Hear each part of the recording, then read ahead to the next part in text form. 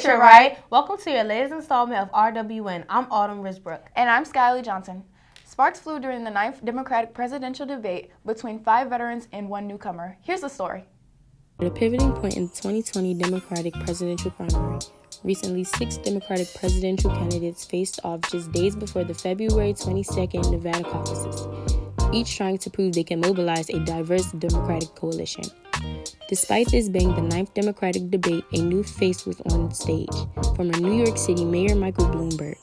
The 78-year-old billionaire made the debate stage for the first time since the DNC ended its donor requirements. Bloomberg has already spent more than $200 million on television and digital advertisements, rapidly rising in the polls. Former Vice President Joe Biden, former South Bend, Indiana, Mayor Pete Buttigieg, Minnesota Senator Amy Klobuchar, Vermont Senator Bernie Sanders, and Massachusetts Senator Elizabeth Warren also appeared on stage. Bloomberg took a lot of fire during the event, but they all had some pretty strong statements. Embarrassed about was how it turned out with stop and frisk. It got out of control. And it's not whether he apologized or not, it's the policy. The policy was abhorrent, and it was, in fact, a violation of every right people have. We are not going to beat Donald Trump with a man who has who knows how many non-disclosure agreements and the drip, drip, drip of stories of women saying they have been harassed and discriminated against.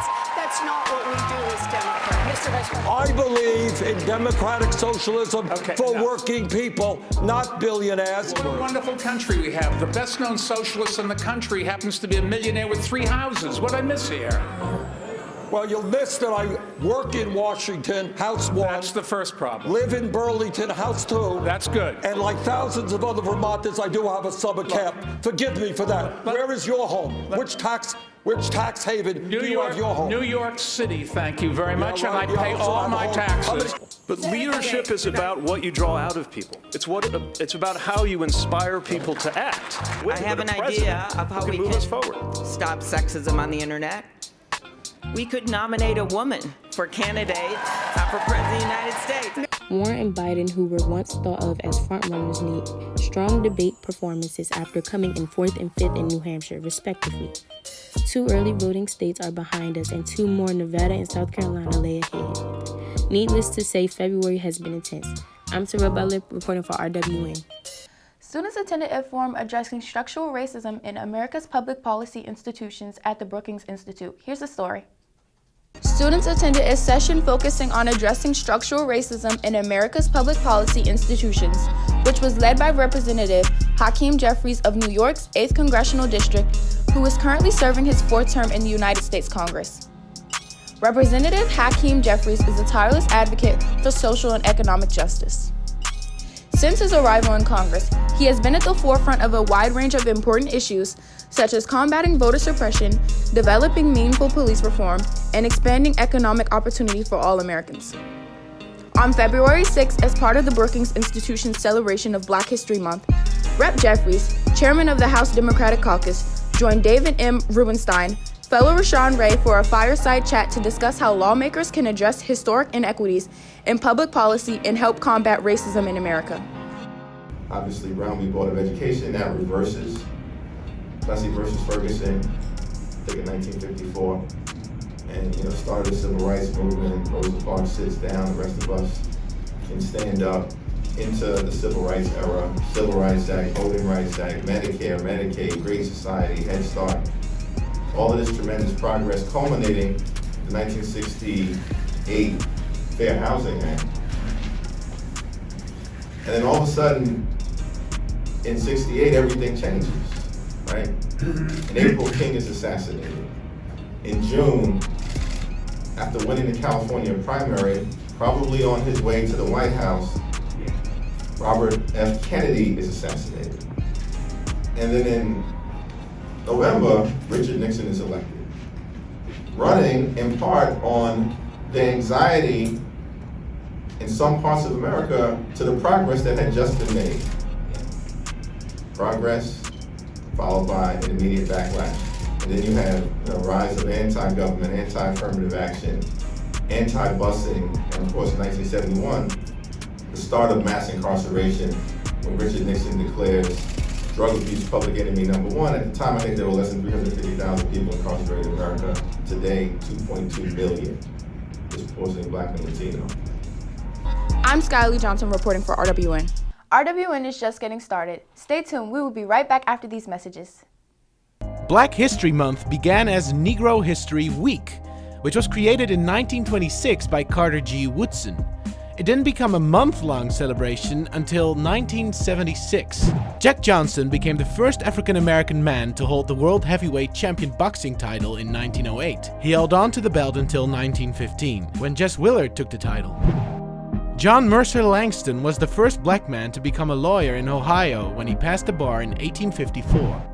And George Washington Carver developed 300 derivative products from peanuts, among them cheese, milk, coffee, flour, ink, dyes, plastic, wood stains, soap, linoleum, medicinal oils, and cosmetics.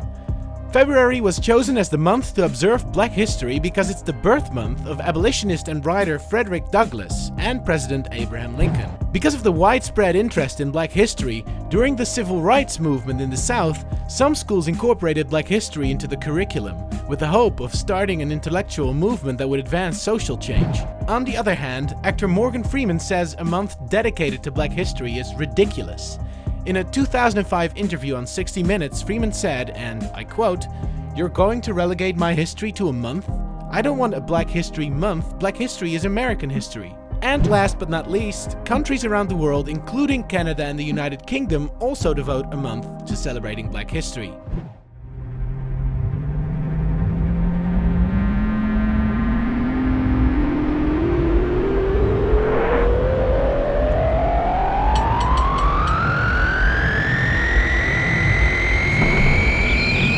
What are rules to the rebel youth who grow with the gusto for adventure? They're imaginary, like boundaries in infinite space. The building begins from within, then out of skin onto pavements where you pave the way. From corner store conversations to revolutionary contemplating, it takes training. It requires heart to acquire an absence of fear. This ain't no hocus pocus. You can become potent when your potential is embraced. And your focus causes you to become colorblind to color lines, seeing that there is no mold. The motto for the future is for you to make new. So spark the rebellion. Do it with cause. The power to change your surroundings is right here in your palms. Go out and pound the pavements. Pulverize any paradigms and leave no standards standing. For success isn't intended to be the possession of a select few. Don't never let them see you sweat. Just be bold. Be true.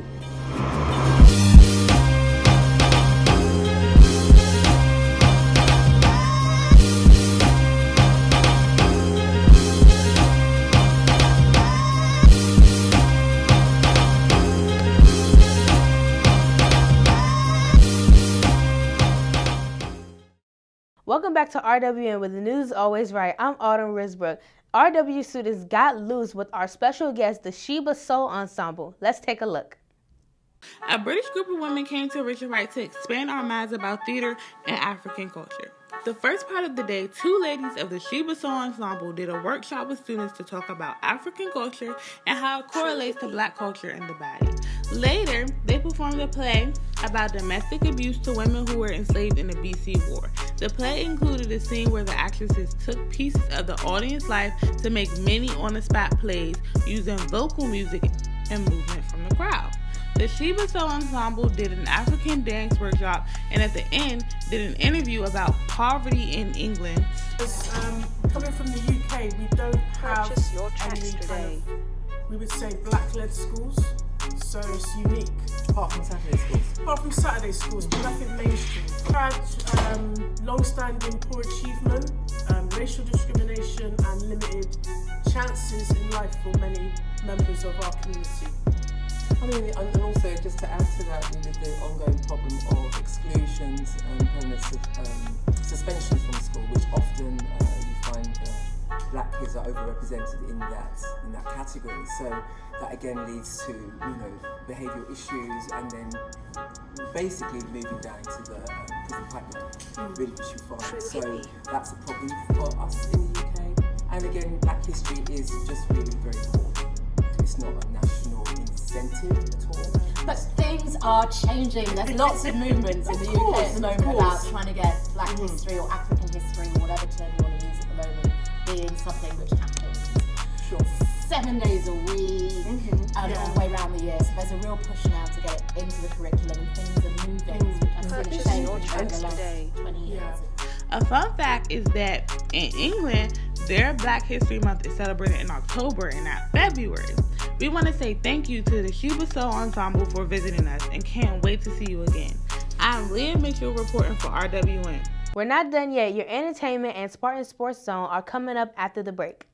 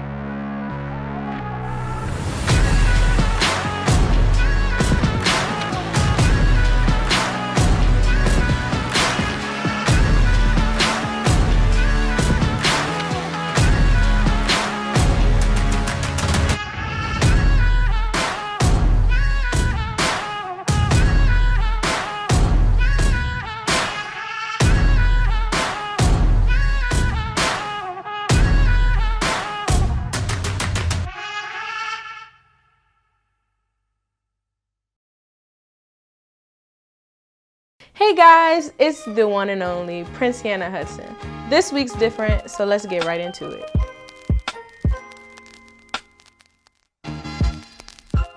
People have been popping off at the mouth about this Zaya Wade situation. The media started to blow after the Thanksgiving family photo that received some harsh comments about Dwayne's son's nails. Since then, Dwayne has gone public with introducing Zaya to the world. He has appeared on several talk shows, including Ellen, where he spoke about how he is handling it all. First of all, me and my wife Gabrielle Union, we are proud. When I say proud, we are proud parents. First, Zion, everybody, I don't know if everyone knows, originally named Zion born as a boy, came home and said, hey, so I want to talk to you guys. I think going forward, I'm ready to live my truth. And I want to be referenced as she and her. I would love for you guys to call me Zaya. Once Zion came home and said, hey, you call me Zaya and I'm ready to take on this, I looked at it and said, you are a leader. You are a leader, and it's our opportunity to allow you to be a voice. Right now, it's through us because she's 12 years old, but eventually it would be through her. Lately, rappers Young Thug and other artists have had their piece to say about it, but the media is really turned up about the comments made by Boosie. If he gonna be gay, let him be gay. But don't cut his off, bro. Like, don't address him as a woman, dog. He's 12 years old. He's not up there yet.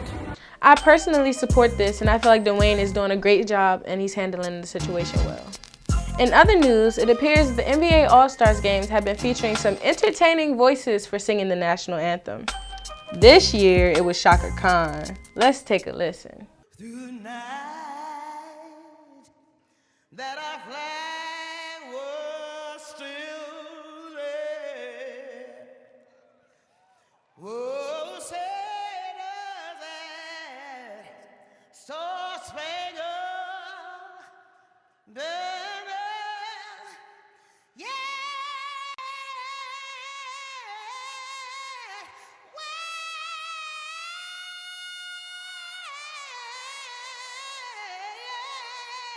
Listen, I don't know what she thought she was doing, but please don't ever do it again.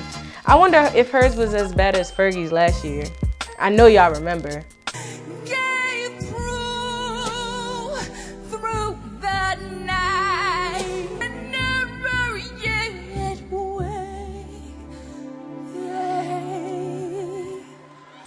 I don't know, they both sounded bad, especially together.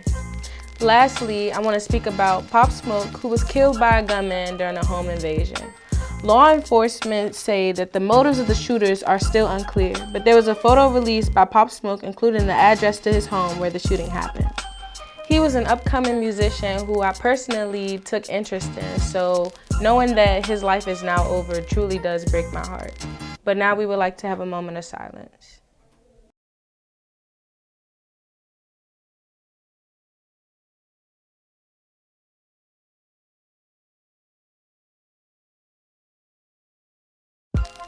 Thank you. And that is all that I have for you today. I'm Printiana Hudson, and I will see y'all next time with some more celebrity entertainment news. What's up, y'all? Welcome to this week's Spartan Sports Zone. I'm Stephon Fuller. Let's get right into it.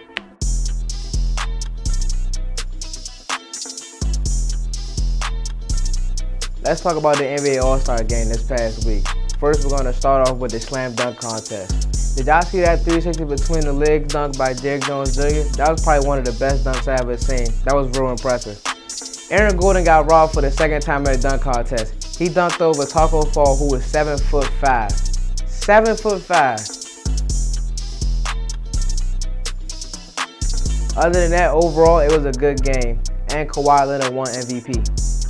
Lastly, shout out the boys basketball team for having yet another great season. Special shout out to Tyree, Davon, Damian, Eric, Shaheed, and especially myself for having a great season. Another special shout out to Mr. Singleton and the managers. That's all we have for this week's Spartan Sports Zone. I'm Stephon Fuller. I'll see y'all next week. Well, that's all we have for you today. We hope you enjoyed this edition of RWN, brought to you and sponsored by the DC Rotary Interact Club. I'm Skyly Johnson. And I'm Autumn Risbrook, signing off for RWN. Everybody say good, better, best. Don't you ever let it rest till your good is your better and your better is your best. Bye!